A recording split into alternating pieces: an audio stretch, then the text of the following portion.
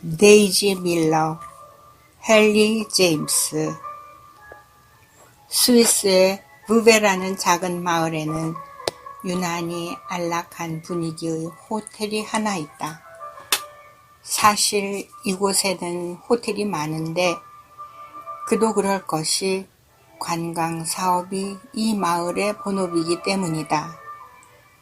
많은 여행자들이 기억하듯이 이 마을은 눈부시게 푸른 호수, 관광객이라면 누구든 꼭 한번 방문해 볼 만한 그런 호수의 가장자리에 위치해 있다.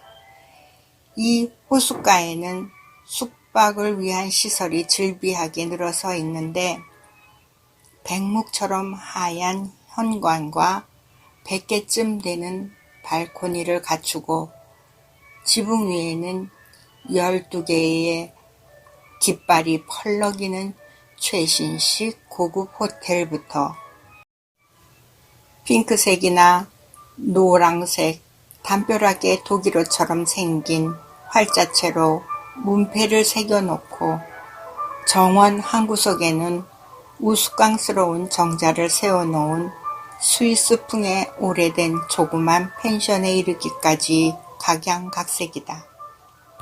하지만 부베에 있는 호텔 중에서도 유독 한 곳이 호화로움이나 원숙한 분위기 모두에서 인접한 수많은 신흥 호텔들을 압도할 뿐만 아니라 심지어 고전적인 분위기마저 자아내기로 유명하다.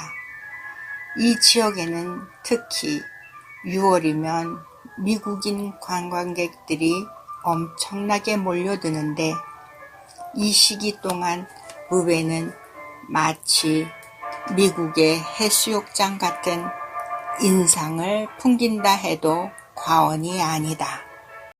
뉴포트와 사라토가의 반향 혹은 광경을 떠올리게 하는 소리와 풍경이 있다. 최고 멋쟁이 젊은 아가씨들이 이쪽 저쪽으로 경쾌하게 움직이는 소리, 모슬인 옷자락이 사락사락 스치는 소리, 아침부터 요란하게 울려 퍼지는 댄스 음악 소리, 그리고 높고 날카로운 목소리 등이 온종일 끊이지 않는다. 당신은 최고급 호텔인 트루아 쿠론에서 바로 이런 분위기를 접하게 된다.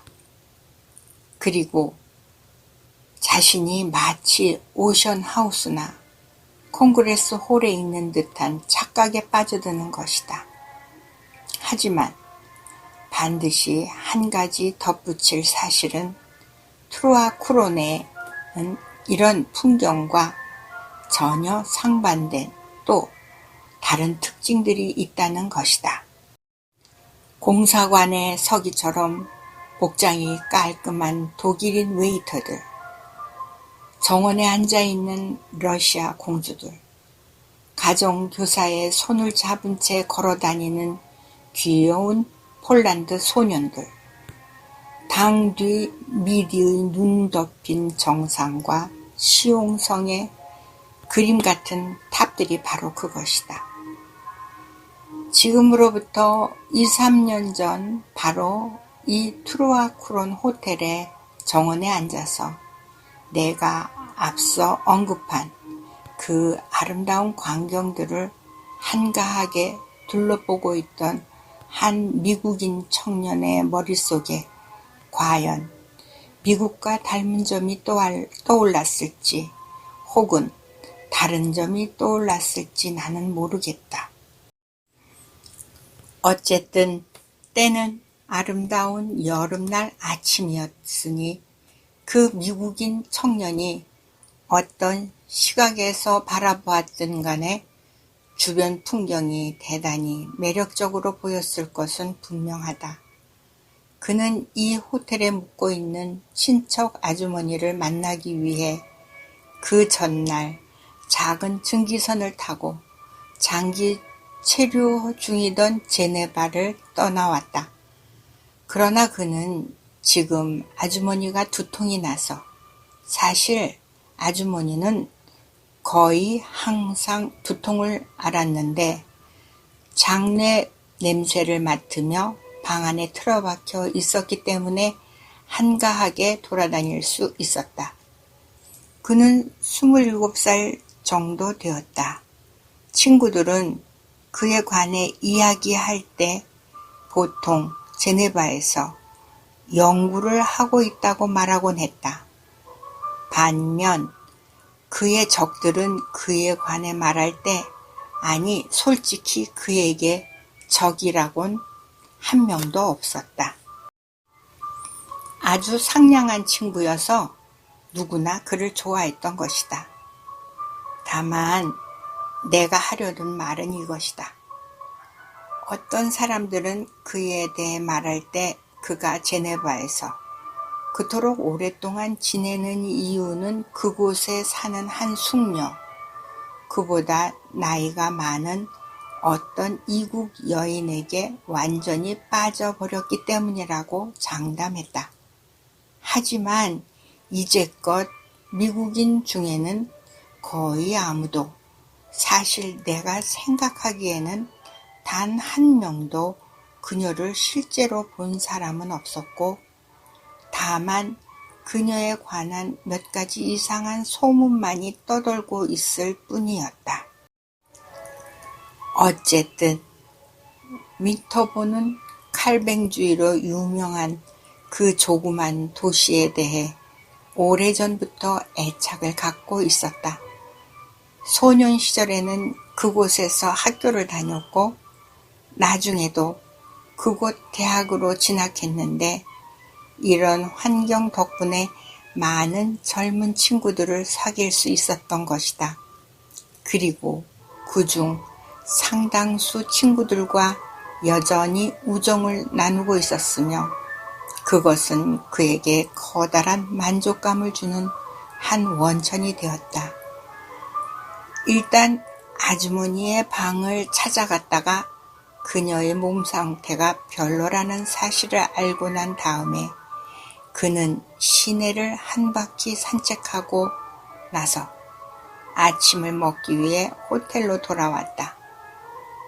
지금은 아침 식사도 끝마치고 작은 잔에 담긴 커피를 마시는 중이었다. 마치 수행원처럼 보이는 웨이터 중 한 명이 정원에 있는 작은 탁자까지 그를 위해 커피를 날라줬다. 이윽고 커피를 다 마신 그는 담배에 불을 붙였다. 그때 한 사내 아이가 길을 따라 다가왔다. 9살이나 10살쯤 되어 보이는 개구쟁이 꼬마 녀석이었다.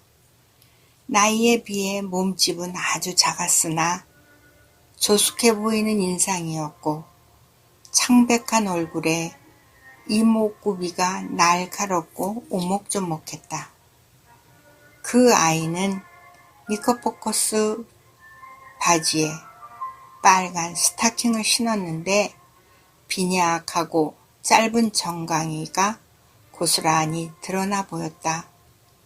또한 목에는 선명한 빨간색 넥타이를 메고 있었다. 사내 아이는 손에 가느다란 지팡이를 들고 다니면서 날카로운 지팡이 끝으로 화다니며 정원 벤치, 부인들의 드레스 자락 등 가까이 있는 것은 무엇이나 닥치는 대로 찔러댔다. 마침내 윈터본 앞에 이르자 아이는 발걸음을 멈추고 마음을 꿰뚫는 듯한 반짝이는 작은 눈으로 그를 빤히 쳐다보았다.